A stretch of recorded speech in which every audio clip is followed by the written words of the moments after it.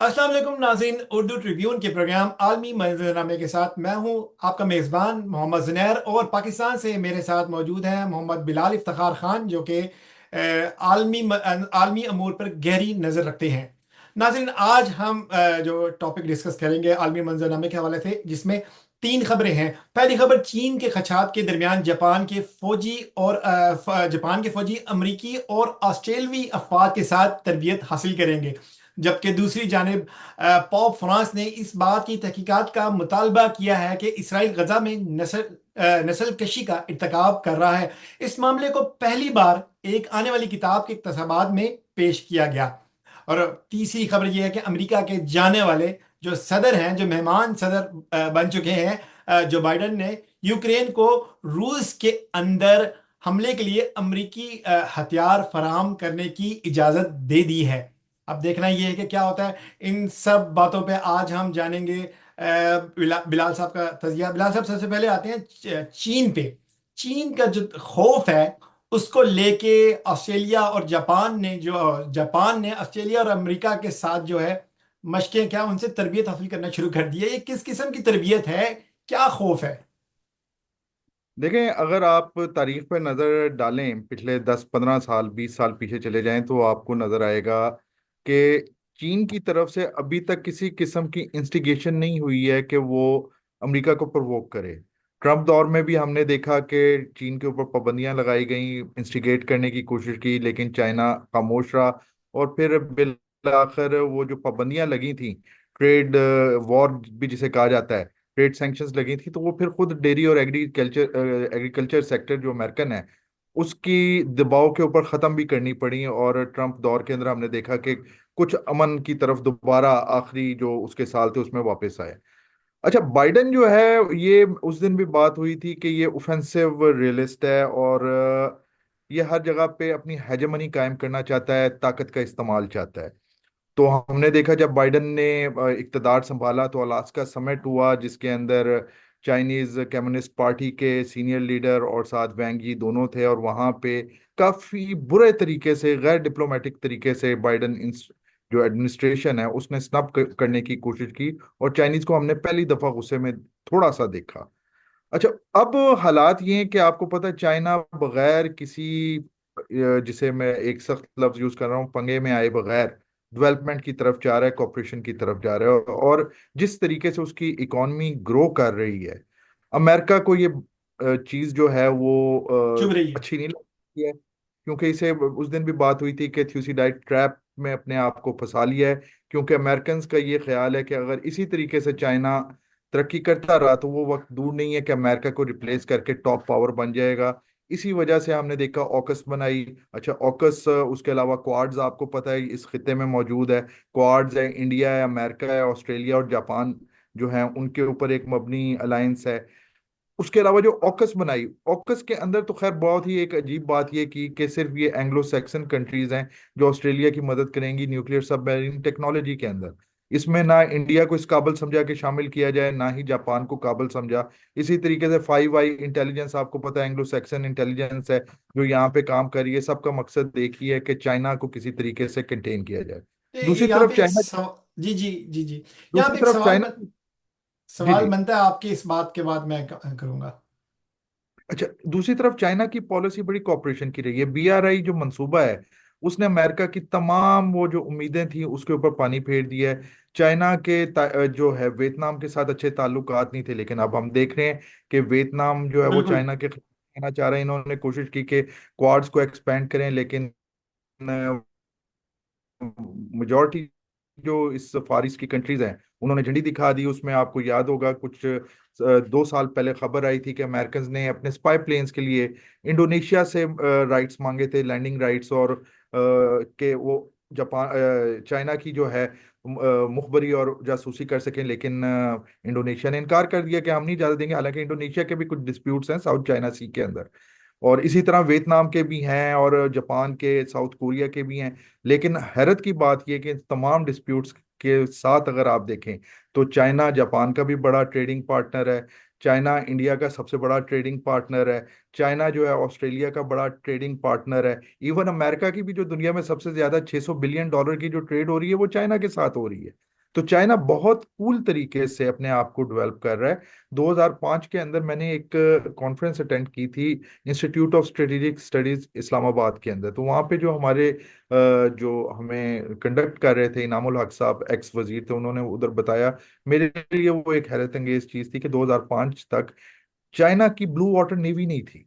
अच्छा, blue water navy होती है जो किसी भी थिएटर में जाके जो है ऑपरेशंस कर सके, और एक यानी कि हम्म। नेग्लिजिबल किस्म की नेवी थी। लेकिन आज अब जब 2024 देखते हैं तो चाइना की नेवी दुनिया की सबसे बड़ी नेवी बन चुकी है। तकरीबन 800 अच्छा, के करीब उनके 20 vessels साल हैं। में। कहाँ अच्छा, से कहाँ यही पहुंच खतरा गई। है, यही खतरा है जापान को, अमेरिका को, और वहां आखिरी कोने में बैठे हुए ऑस्ट्रेलिया को। वहां पे बैठे हुए ये खतरा हम्म। महसूस हुआ। जिसके बाद जापानी फौज को क्यों तरबियत दे रहे हैं? जापान के साथ क्या कोई इनकी देखिए जी, जापानियों ने जो सेकंड वर्ल्ड वॉर के दौरान जो सीखा नहीं है जापान ने सेकेंड वर्ल्ड वॉर में इतना बड़ा जो भी नुकसान किया करके? इन्होंने चीनियों के साथ लाखों लोगों को कत्ल किया जापानी फौज ने चीन के अंदर।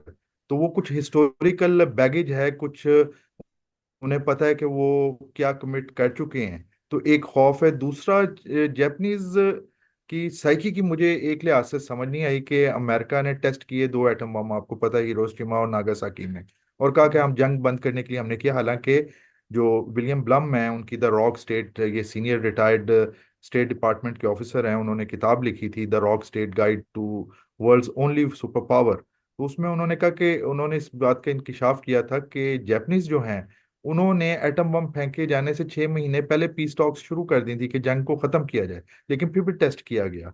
अच्छा, उस टेस्ट के बाद जो है अमेरिकन ने जिस तरह यहाँ पे अपनी बेसिस बनाई और जापानीज जो हैं वो पैसिव हुए, वो एक हैरत अंगेज बात है। लेकिन शायद उसकी एक वजह यही भी हो सकती है कि जिस किस्म का कंडक्ट जापानीज का चाइना के अंदर रहा सेकेंड वर्ल्ड वॉर के जमाने में और उससे पहले भी, तो शायद वो एक खौफ है कि हम जो कुछ कर सके हैं शायद चाइना भी वैसा ना करे। हालांकि चाइना की हमने अभी तक देखी, आप देख लें इंडिया के साथ इनकी क्या पॉलिसी थी। क्वाड्स का एक बहुत फाल मेंबर है, और अमेरिका उसे तैयार कर रहा है इसके खिलाफ, चाइना के खिलाफ। हिंदी चीनी भाई भाई के नारे लगे 40s की 50s के अंदर, आपको पता नहीं, है। अभी हालिया दिनों में इंडिया के साथ जो है, इंडिया ने चाइना के साथ बड़ी अपने सफारती ताल्लुकात बढ़ा रहा है वो। पुराने की वो तो उसको पता है ना। देखें, इसमें भी एक बड़ी मजे की मैं आपको बात बताऊं। जितने भी इस वक्त एंटी चाइना अलायंस है ना बड़े, मसला क्वाड्स की बात कर लें, ऑकस की कर लें, तो इन सब में सिर्फ एक इंडिया है जिसकी फिजिकल सरहदें मिलती हैं चीन के साथ। तो इंडिया को पता है कि अगर चाइना ने इनको टाइट करना होगा तो वो लाइन ऑफ एक्चुअल कंट्रोल जो है वहां पे, आपको पता है कि ग्रे लाइन ऑपरेशंस के अंदर वो डंडों और पत्थरों से इनकी हालत इतनी पतली कर देते हैं कि इंडियंस जो हैं उसके बाद मोदी जो 1800 किलोमीटर भूल जाता है जिसके ऊपर चाइना ने बकौल उनके जो उनका बॉर्डर का विजन है। हालांकि चाइना ने इनको 50s में कहा था कि उन्होंने ट्विन लाइन ने कहा था कि आओ बैठते हैं हम सेट करते हैं। इन्होंने कहा कि भाई चाइना जो है वो शायद इस वक्त कमजोर है। इन्होंने सिक्किम पे कब्जा कर लिया। उसके बाद फिर चाइना ने जब इनको टाइट किया, आपको पता है 62 की वॉर के अंदर बुरा हाल इनका कर दिया, और अभी तक इंडियंस जो हैं वो 62 की वॉर बुला नहीं सके जिस किस्म की फैंटी इनको चाइना की तरफ से बिल्कुल लगी थी। बिल्कुल। अच्छा, सवाल ये बनता है कि जो बाइडन ने चले जाना है जनवरी में, और ट्रंप ने आ जाना है, और उसकी जो अप्रोच है वो ऑफेंसिव नहीं है, तो ये जो मशकें हैं ये जारी रहेगी जापान की? देखिए, मेरे ख्याल में जो बाइडन, अभी आपकी दूसरी स्टोरी आपने जिसका जिक्र किया तो उसके अंदर ही हमें एंटर होना पड़ेगा। हाँ जी, वो मसला यूक्रेन, यूक्रेन वाली, यूक्रेन ने को यूक्रेन जो वाली रूस जो है के अंदर। उसमें जो है ना, कल जो है डोनाल्ड ट्रंप के बेटे जो डोनाल्ड ट्रंप जूनियर है, उसका हम्म। बयान जो है वो बड़ा जुमानी है। उसने कहा बाइडन जाने से पहले जो है ना वो तीसरी जंग अजीम का आगाज करना चाहता है। हम्म। जाहिर बात है कि एक आपको पता है कि एक जो पॉलिसी हमें नजर आ रही है डोनाल्ड ट्रंप की, जो जिसका वो ऐलान कर चुका है। दूसरी तरफ हमने पिछले प्रोग्राम में बात भी की कि किस तरीके से अमेरिकन डीप स्टेट जो है एक महाज डिस इंफॉर्मेशन फैला रही है वाया बड़े बड़े अखबारात और वेबसाइट्स के ट्रंप के हवाले से। हम ये देख रहे हैं कि अब अगर इस किस्म का कोई होता है, क्योंकि जो प्यूटन है वो पिछले दिनों बड़े साफ लफ्जों में कह चुका है कि अगर हमारे किसी शहर के ऊपर हमला होता है तो हम उसका जवाब न्यूक्लियर से देंगे।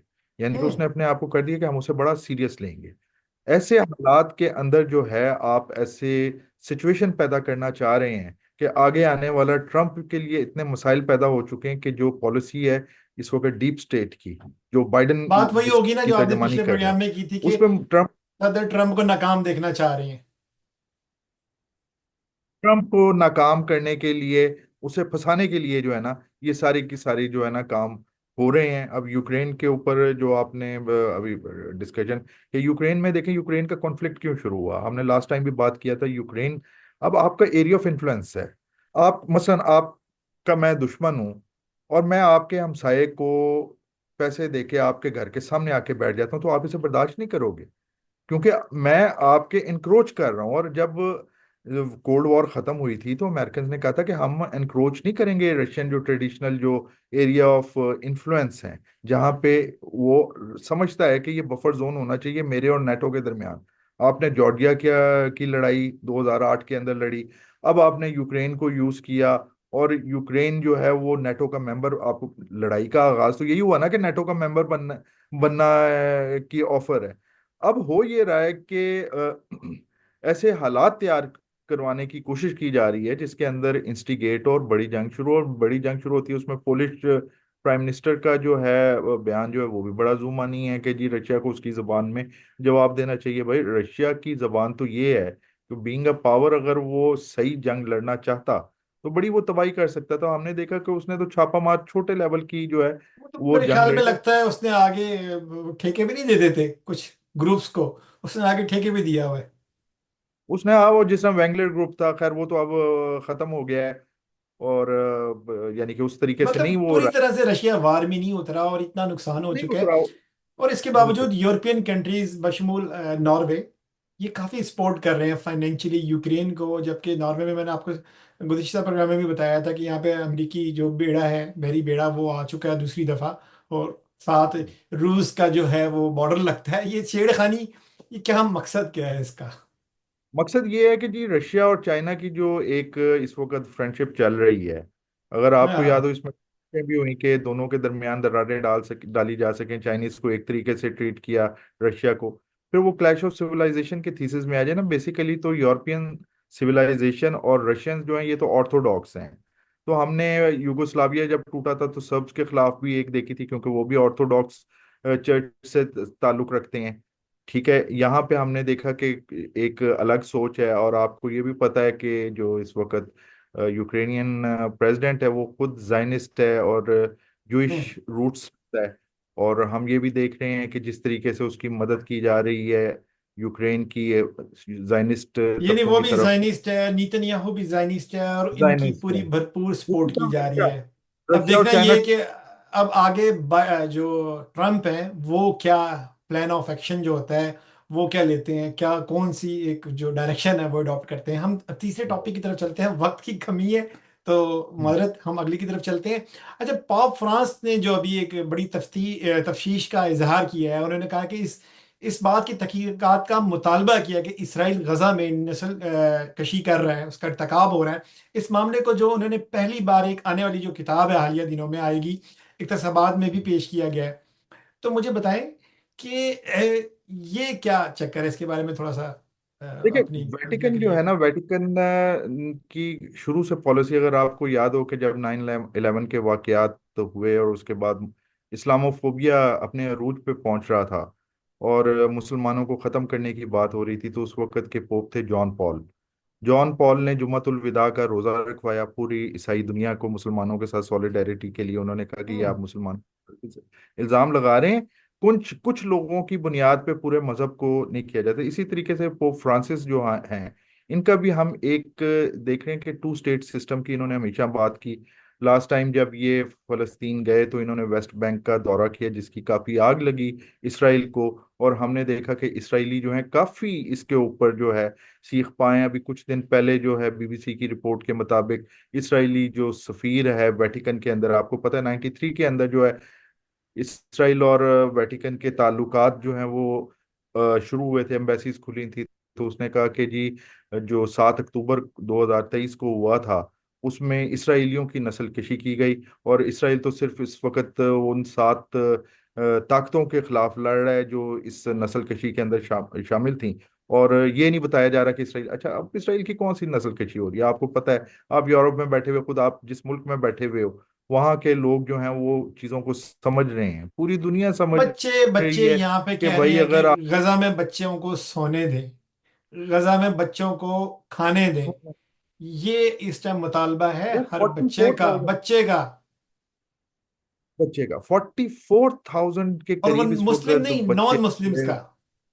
नॉन मुस्लिम्स कह रहे हैं। मैं इसमें आपके इस चैनल पे थोड़ी सी हिम्मत यानी कि मुझे करने दें कि मैं आपको कहूंगा कि इस वक्त आलम इस्लाम ने तो गजा को डिसअपॉइंट किया है, फ्रैंकली स्पीकिंग। जितने बड़े मुजाहिरे अमेरिका के अंदर, फ्रांस के अंदर, इवन जर्मनी के अंदर, नॉर्वे के अंदर लोग निकले हैं गैर मुस्लिमीन, तो हम मुसलमानों को शर्म आनी चाहिए कि हम किसी भी मुल्क के अंदर ऐसे मुजाहिरे हमने नहीं देखे, ऐसे पैशनेट, ऐसे पुरअमन मुजाहिरे नहीं देखे। और मैं देखिए कहूंगा जी, कि मैं अगर इस वक्त आप ये आपकी बात को सेकंड करता हूँ बगैर किसी हिचकिचाहट के, कि यहाँ पे लोग ह्यूमन राइट्स को, इंसानियत को पहला मजहब समझते हैं। और ये मेरे ख्याल में सबसे बड़ा मजहब है, वो इंसानियत का है। उसके बाद बाकी सारे दीन जो है, मज़ाहिब आते हैं। तो इंसानियत का दर्स ही सबसे पहले दिया गया है। देखिए दीन क्या है वो, यानी कि वो डॉक्टर गुलाम मुर्तज़ा मलिक ने कहा था, बीइंग अ मुस्लिम, आप भी मुस्लिम हो, मैं भी मुसलमान हूँ। डॉक्टर गुलाम मुर्तज़ा मलिक ने कहा था कि साइंस जो है वो मुताला फितरत है, और इस्लाम जो है, जो दीन है, वो आईने फितरत है। तो आईने फितरत का बेसिकली जो स्टडी है वो आप उन लॉज ऑफ नेचर जो है, वो आईने फितरत को ही की स्टडी जो है, वो कवानीन फितरत जो है, जो फितरत की स्टडी ही है। और हमारे तो रसूल ने फरमाया था कि मैं ला यरहम ला यरहम, जिसने रहम नहीं किया उस पर रहम नहीं होगा। तो रहम दिली आज हम क्योंकि वो वैल्यूज अपनी गवा चुके हैं, तो इस वजह से हमें ये मसला आता है जी कि जी, हम इसके समझ, बाद हम पे फतवे भी लग सकते हैं। फतवे लगते हैं, इसमें क्या, हदीस नबवी है। देखो रहम करोगे तो रहम होगा, औलादे नहीं, ये आदम है ये तो तुम ये सब। तो बिल्कुल है। लेकिन हम्म। अब बात की तरफ आगे चलते हैं, तो इसका अब क्या हल निकलेगा? जो पोप फ्रांसिस का जो देखिए एक ये तहकीकात का दुनिया जो, मुतालबा है, क्या ये पूरा किया जाएगा या नहीं किया जाएगा?